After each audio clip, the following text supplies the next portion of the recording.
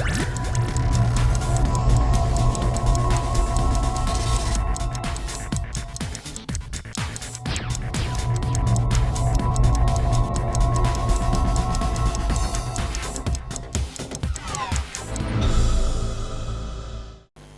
मी बाबू पोटे. झटपट संवादमध्ये आपलं स्वागत. या बातमीपत्रात आपण घेणार आहोत दिवसभरातील बातम्यांचा झटपट आढावा. सामाजिक संस्थेने आयोजित केलेल्या आरोग्य शिबिरात आदिवासी बांधवांना मुदत संपलेली औषधं देण्यात आल्याने एकच खळबळ उडाली आहे. खालापूर तालुक्यातील बोरगाव ग्रामपंचायतीच्या हद्दीत सोंडेवाडी येथे घडलेल्या घटनेची जोरदार चर्चा सध्या सर्वत्र सुरू आहे. स्थानिक सरपंचांनी दाखवलेल्या समयसूचकतेमुळे संभाव्य धोका टळला असला तरी या प्रकरणाची चौकशी करून कारवाई करण्याची मागणी केली जाते.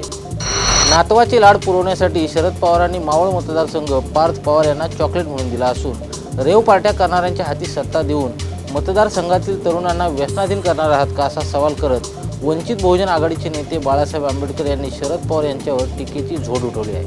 शेतकऱ्यांचे 7/12 कोरा करण्याचे शिवसेना पक्षप्रमुख उद्धव ठाकरे यांनी दिलेले वचन पाळले नाही. नाणार प्रकल्प येथील जनतेने बंद केला असून नाणारमध्ये शिवसैनिकांच्या जागा असल्याचा गंभीर आरोप स्वाभिमानचे अध्यक्ष आणि खासदार नारायण राणे यांनी केला आहे. डॉक्टर निलेश राणे 60,000 मतांनी विजयी होतील असा विश्वासही त्यांनी यावेळी बोलताना व्यक्त केला. नेरळहून माथेरानसाठी निघालेल्या मिनी ट्रेनचे इंजिन जुम्मापट्टी आणि वॉटर पाईप स्थानकाच्या मध्ये रुळावरून उतरल्याने प्रवाशांना माथेरानला जाण्यासाठी खाजगी गाड्यांचा आधार घ्यावा लागला. खाजगी गाड्यांसाठी प्रवाशांना सुमारे 2 किलोमीटर अवघड अंतर पायी पार करावे लागले. दयालनगर परिसरातील मंदिराजवळ उभ्या असलेल्या मालवाहू रिक्षाला टिप्परने जबर धडक दिली. धडकेनंतर रिक्षा मंदिराबाहेर बसलेल्या लोकांच्या अंगावर गेल्याने दोघांचा मृत्यू झाला असून एक जण गंभीर जखमी झाला आहे. सोशल मीडियातून शेकापच्या नावाने मतदारांची दिशाभूल करत समाजात द्वेष निर्माण करण्याचा प्रयत्न केला जातो. चुकीचे पत्रक तयार करून ते व्हॉट्सअपवर प्रसारित केले जात असून हे कृत्य करणाऱ्यांची चौकशी करून त्यांच्यावर कारवाई करण्याची मागणी शेतकरी कामगार पक्षाने रायगड लोकसभा मतदारसंघाच्या निवडणूक निर्णय अधिकाऱ्यांकडे केली आहे. राष्ट्रवादी काँग्रेस आणि मित्र पक्षाचे उमेदवार पार्थ पवार यांनी लोकसभा निवडणुकीच्या पार्श्वभूमीवर खारघरमधील भाग पिंजून काढला.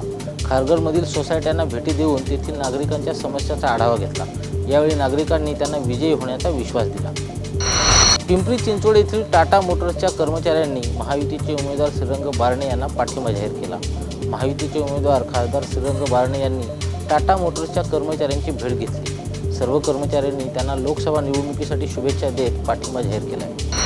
पुलगाव नजीक नागपूर मुंबई महामार्गावरील रिलायन्स पेट्रोल पंपासमोर ट्रकच्या धडकेत 2 दुचाकी स्वारांचा मृत्यू झाला. दोन्ही युवक दुचाकीने तिवसा येथून देवळीला जात होते. झटपट संवादमध्ये घेऊया छोटीशी विश्रांती. कुठेही जाऊ नका, लवकरच परत येतोय. पाहत रहा संवाद मराठी लाईव्ह. श्री गणपती संस्थान महड, तालुका खालापूर, जिल्हा रायगड. श्री वरदविनायकाच्या भक्तांसाठी भक्तनिवासाची सोय, स्वच्छता आणि 24 तास गरम पाणी, CCTVची नजर. आगाऊ नोंदणीसाठी संपर्क करा 02192 26 69 12 72 76 47 38 54. विश्रांतीनंतर आपलं पुन्हा एकदा स्वागत. घेऊयात उर्वरित बातम्यांचा झटपट आढावा. आमचे शांतपणे ऐकून घ्या. दादागिरी केली तर ठेचून काढू अशी धमकीच महायुतीचे उमेदवार आणि खासदार विनायक राऊत आणि आमदार वैभव नाईक यांनी दिल्याचा व्हिडिओ समोर आल्याने सिंधुदुर्गमध्ये खळबळ उडाली आहे. सावंतवाडी येथील मळेवाड येथील हा व्हिडिओ असल्याचे कळते. लोकसभा निवडणुकीचा प्रचार आता अंतिम टप्प्यात आला आहे. मावळमध्ये 29 एप्रिलला मतदान होत असून राष्ट्रवादीने पार्थ पवार यांना रिंगणात उतरवल्याने निवडणूक चुरशीची झाली असताना खालापूर तालुक्यात भाजपला मोठा झटका बसला असून ज्येष्ठ नेते वालचंद ओसवाल यांनी माजी उपमुख्यमंत्री अजित पवार यांच्या उपस्थितीत राष्ट्रवादीत प्रवेश केला आहे. लोकसभा निवडणुकांचा दुसरा टप्पा नुकताच पार पडल्यानंतर उर्वरित टप्प्यांसाठी प्रचार शिगेला पोहोचला आहे. महाराष्ट्रातून मोदी आणि शहा या जोडगोळीला हद्दपार करण्यासाठी 25 एप्रिलला संध्याकाळी 7 वाजता पनवेलमध्ये मनसे प्रमुख राज ठाकरेंची सभा आयोजित करण्यात आली आहे. जुन्या पुणे सोलापूर मार्गावर खाजगी बसनं अचानक पेट घेतला. यावेळी मार्गावरून जाणाऱ्या युवकांनी तातडीनं बस थांबवली. बसच्या काचा फोडून तातडीनं प्रवाशांना बाहेर काढल्याने बसमधील प्रवाशांचा जीव वाचला.